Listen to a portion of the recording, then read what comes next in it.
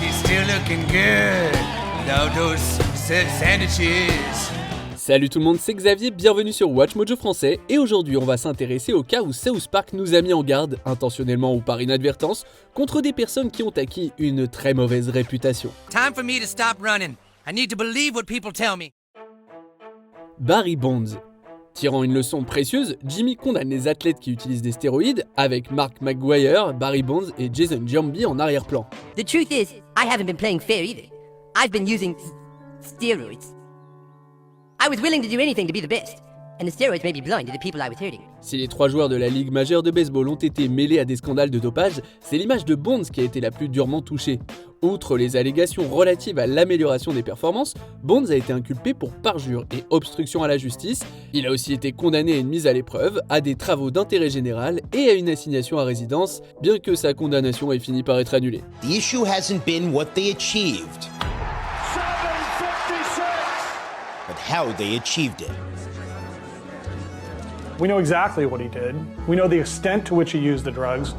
We know the way the drugs changed dramatically the numbers and his performance. Il a beau avoir clamé son innocence, Bonds a reconnu qu'il n'avait pas été très sportif, déclarant en 2016, je cite, « Personne ne veut être traité comme ça parce que j'étais considéré comme une personne terrible ». Fin de citation.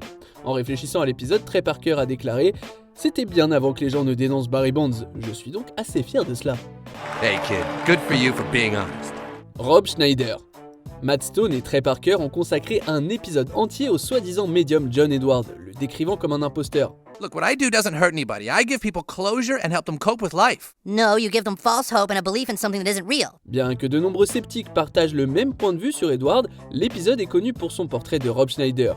Le vrai Schneider a trouvé la parodie hilarante, et si la diffusion de comédies horribles au public était son pire délit, il ne figurerait pas sur cette liste. It was the guys from South Park did an episode, which was very funny. Ces dernières semaines, cependant, Schneider est devenu tristement célèbre pour avoir diffusé des théories du complot sans fondement, des informations erronées sur les vaccins et des propos haineux à l'égard de groupes marginalisés, en particulier les personnes transgenres. Tout un tas de raisons pour lesquelles la fille de Schneider, Elle King, est en désaccord avec lui. De nombreux fans s'étant également détournés de lui, il est digne du titre de John Edward. Rob Schneider is the derpty derp the diddly derpy derpy dum. Caitlyn Jenner. Jenner est un personnage important de South Park depuis la saison 19, lorsque Kyle se demande si elle est vraiment une héroïne. Your son said some things to a fourth grade girl that frankly make me want to puke. Now that I'm principal, I'm not going to allow anyone at the school to be made feel unsafe and harassed. What did he say? You'll have to excuse my language. I don't think Caitlyn Jenner is a hero. Kyle conclut que faire son coming out en tant que personne trans était courageux, mais cela ne signifie pas que Jenner est forcément une bonne personne. C'est ce que montre l'épisode suivant, qui aborde l'accident de voiture de Jenner qui a coûté la vie à une personne. Buckle up, buckaroo. Elle n'a pas été condamnée à la prison pour cet horrible accident, mais ses anciens partisans ont eu du mal à justifier son comportement récent. Elle s'est opposée à la présence de filles transgenres dans les sports féminins. Tout comme son homologue de South Park est devenu le colistier de Garrison, Jenner a soutenu Trump et s'est elle-même présentée aux élections.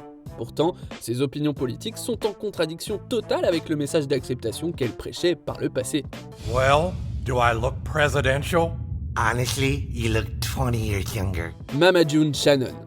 Cet épisode, récompensé par un Emmy s'il vous plaît, s'interroge sur la chute des standards de l'humanité en prenant comme référence Here Comes Honey Boo Boo.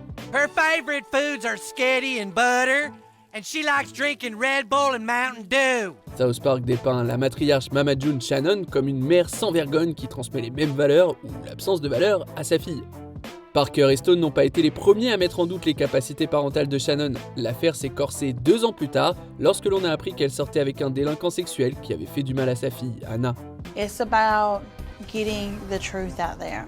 I have nothing to hide, I have nothing to lose. I just want me to tell my side of the story. Le programme a donc été annulé, mais Mama June a continué à travailler à la télévision. Sa consommation d'alcool et de drogue persiste cependant, ce qui forcément entraîne des problèmes juridiques.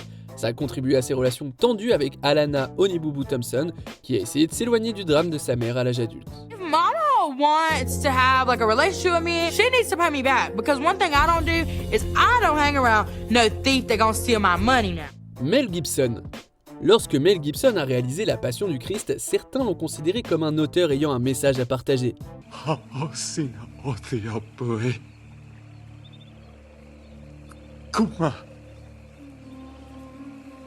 بإزرتي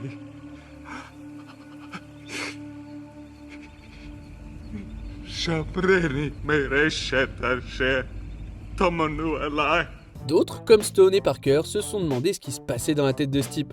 Le portrait de Gibson dans la série est devenu de plus en plus pertinent avec le temps, alors qu'il s'est retrouvé plongé dans de nombreux problèmes juridiques et des cauchemars de relations publiques. That's what happens. Too much pressure, too much work. You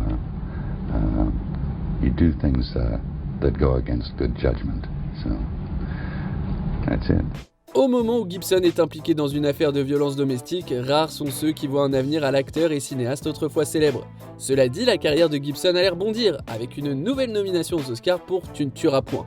Son retour a choqué, mais les créateurs de South Park admettent que Gibson connaît la structure d'une histoire. Sinon, dites ce que vous voulez de lui. That's not a bad idea. Yeah. Say what you want about Mel Gibson, but the son of a bitch knows story structure. Ira Einhorn.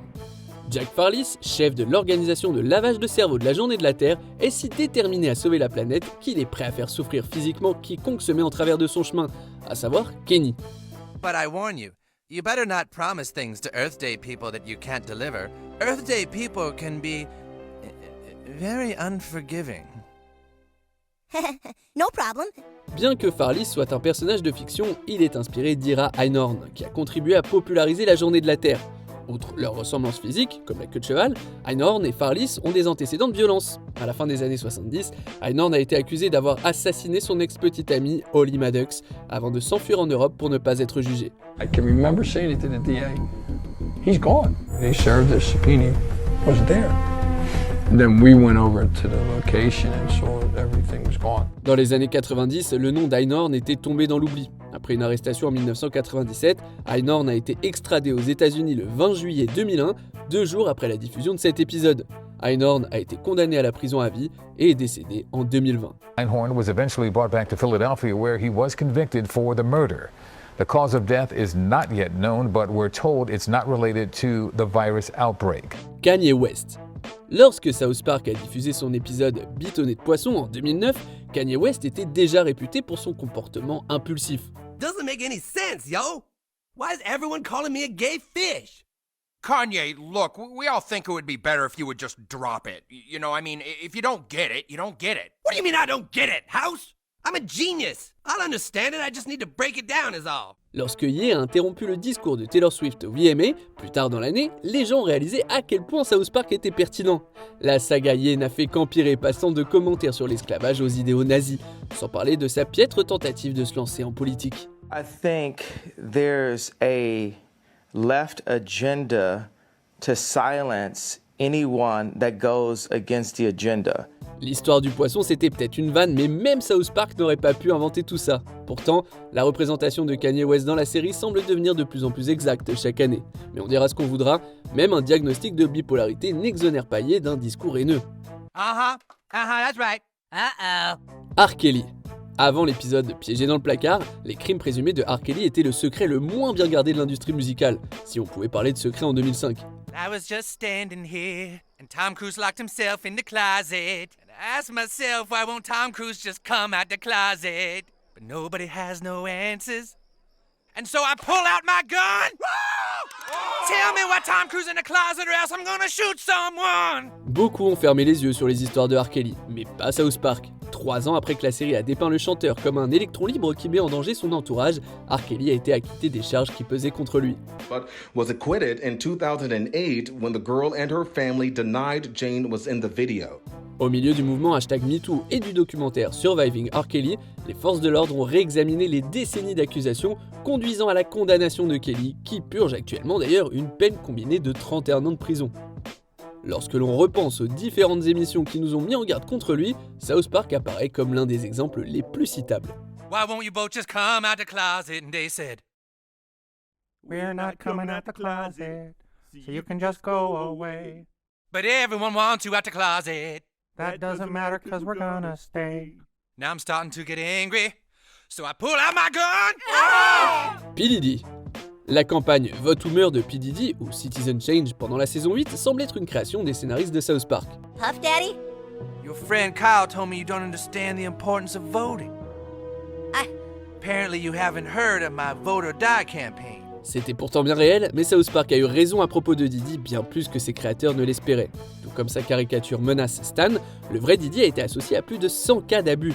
Face à ces accusations, les gens n'ont pu s'empêcher de penser à la parodie de South Park. Et ils ont également repensé un autre épisode où Satan demande « Damn it, what didn't Diddy do ?» C'est une question que nous posons souvent en nous demandant comment son cas peut devenir encore plus surréaliste ou troublant. Le meilleur pronostic, Diddy a été arrêté le 16 septembre 2024, juste avant la journée d'inscription sur les listes électorales américaines. Avant de continuer, abonnez-vous à notre chaîne et sonnez la cloche pour être tenu informé de nos dernières vidéos. Vous pouvez être notifié occasionnellement ou pour toutes les vidéos. Sur votre téléphone, assurez-vous que les notifications sont activées dans les paramètres. Jared Fogle.